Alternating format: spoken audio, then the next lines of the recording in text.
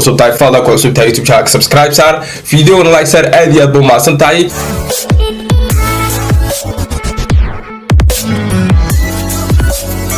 madaxweynaha jamhuuriyadda Soomaaliland mudane Muuse Biixi Cabdi oo socdaal looga ka soo baxay xafiiskiisa ayaa ugu horeyn kormeeray xafiisyada wasaaradaha dhalinyarada iyo ciyaaraha waxbarashada iyo sayniska arrimaha gudaha gaashaandhigga xarunta barasaabka gobolka Maroodijeex iyo xarunta gudida komishanka mihnadlayaasha caafimaadka waxaana halka ku soo dhaweeyay oo uu kula kulmay mas'uuliyiinta xarumaha gacanta ku haya kuwaas oo ku guda jira hawl maalmeedkoodii shaqo isla markaana madaxweynaha warbixin ka siiyay hanaanka ay shaqada qaranka ay mas'uulka uga yihiin ay u socoto inta kadib madaxweynaha Soomaaliland waxa uu kormeer shaqo oo gaar ah uu ku tagay garoonka kubadda cagta ee Hargeysa Stadium halkaas oo ay ka socdaan ciyaaraha kubadda cagta ee gobolada Jamhuuriyadda Soomaaliland oo haatan maraya heerkii afar dhamaadka waxaanu madaxweynuhu indhihiisa uu ku arkay diyaar garowga ka socda garoonka iyo hawsha culus ee ay hayaan halwadeennada ciyaarahan hagaya iyo ciidamada ammaanka sugaya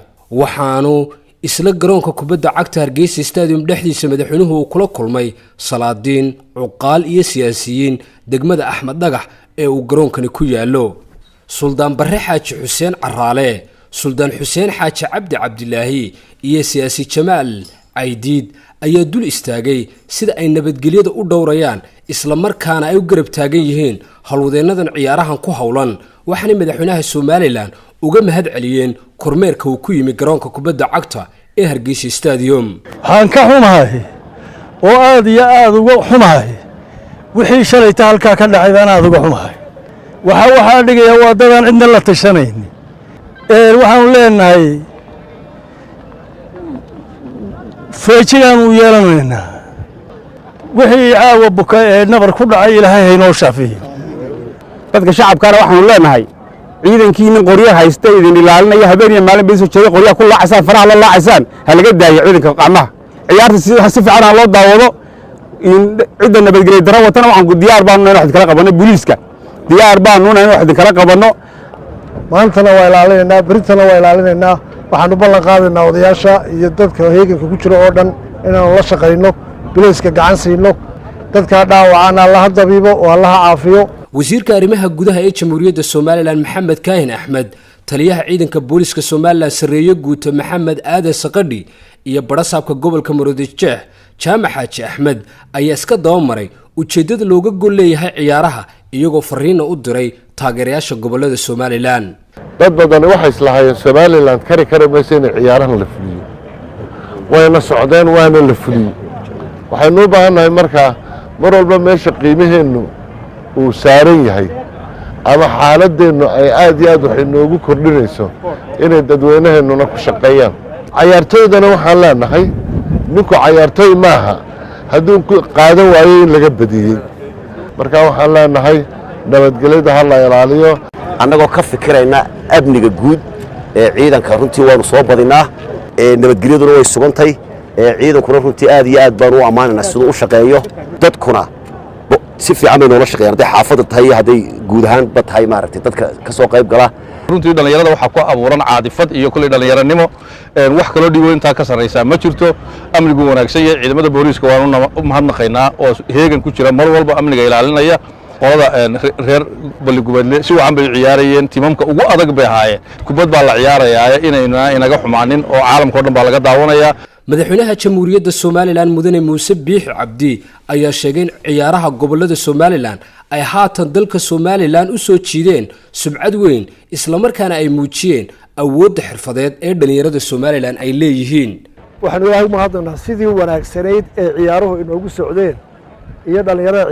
ciyaartii adduunka oo dhan ka yaabay inay Soomaaliland awoodda ciyaareed leedahay iyo maamulka iyo tiimamka sida fiican u ciyaaraya Ilaahay baa lagu mahadiyaa ilaahayna waxaan ka rajaynayaa inay noo sii socdaan oo ay noqotay hawl fiican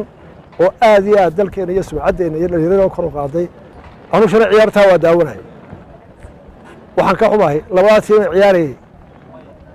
hadday sida aanay qaska ari naga imanin inay noqon lahaayeen oo aan hubo in tiimam caalami ah haddii alla yidhaahdo ay soo dalban lahaayeen tiimamka labada tiim waxay haysteen suuq ciyaareed oo ay caalami iyagoo halkooda jooga lagu soo dalban lahaa naasib darro caadifad dhallinyareed ba arrintaas u xumaatay ciyaarta intaa leeg qof waloo daawan adduunka jooga la yaabay war yaa tababaray xaggee awoodda kala yimaadeen waktigii baa dhammaaday kii lagu daraa dhammaaday yacni nimankaasi waxay joogeen meel ka sarraysa ciyaaraha afrika badanka oo dhama istaageen carruurnimaa qaaday dhallinyarnimo iyo cadho yar oo waxba hayn taa waa ka digtoonaanayna wixii ka dambeeya laba qolada miidiyuhu siday doonaan waxba fasili karaan dadkana fidmo ma dhex dhigi karaan deegaan iyo dad loo nisbay karaa ma jiro waa ceeb waxyaalaha qaarkood yararkan idaacadaha ay la boobayaan ka idaacaddaa soo daynaya fidmo aan jirin inuu keenaa dembi galay ee ummad dhan iyo dad dhan oo ciyaaraha wada shaqaynaya oo wada waayeela waxaan jiray ka dhex abuuraya cid baa wax diidan cid baa wax waa halkan waxaanu inaan taa muujiyo cid dadkoo dhan ciyaaraha waa la dhaarsiiyey dadkoo dhan Soomaaliya waa daafacaya marka waxaan leeyahay qolada miidiyo balaaday faafinaya naga daayaan madaxweynaha Soomaaliland ayaa cadeeyay ciyaaraha gobolada ay si nabadgelyo ah ku soo dhamaanayaan isagoo amaanay ciidamada ammaanka sugaya ciyaaruhu waa soconayaan maanta waa la ciyaarayaa carruur way xanaaqi kartaa carruur waxay tuurtuuri kartaa waa dhalinyarada cudurkeeda waa waxaanu qaban karno mana jirto wax lagu khalkhalo oo nabadgelyo dalka jirta iyo cid wax wanaysa war adduunkoo dhan inay yaro xanaaqay iyo ciyaaraya cadfad waa leeyahay taana ciidamo ku filan iyo dadku filan oo waaniyo waan leenahay dalku nabadgelyo ku soconaya ciyaar nabadgelyo ku dhamaanaya waa la bilaabaya waa la sii wadaya waliba bil bay socon shalay qurun baa xirnaa waa naas ka filan waana maqaadir iska dhaco marka qaranka dadweynaha Hargeysa degan ciyaartooyga madaxda ciidamada waxaan leenahay waa nabad ciyaaro nabad bay ku soconayaan ciidamadana waan ku ammaanayaa dulqaadka iyo sida shalay u shaqeeyeen maantana badidooda waxay taraysaa inaan nacasku noogu soo dhuumanin mudane muuse biix cabdi madaxweynaha Soomaaliland ayaa u duceeyay dhammaanba ciidamadii iyo taageerayaashii kala duwanaa ee waxyeeladu ay ka soo gaadhay shaqaqadii shalay ka dhacday ciyaartii garoonka Hargeysa Stadium ku dhex martay gobolada Hawd iyo Daadmareed waxaan aad ayugu xumahay shalay toole intii reeda dhacday waxaanu ilaahay uga baryaynaa dadkii ku dhaawacmay ee dhaawac ka soo gaaray inuu caafimaad sare aan inoo siiyo oo ilaahay inoo bogsiyo waxa kale inuu ducaynaa Suldaan Cumar oo xanuunsanaya oo bariyaan baa xanuunayay isagana ilaahay inuu caafimaad sare aan siiyo oo Suldaan salaadinta weerarada kamid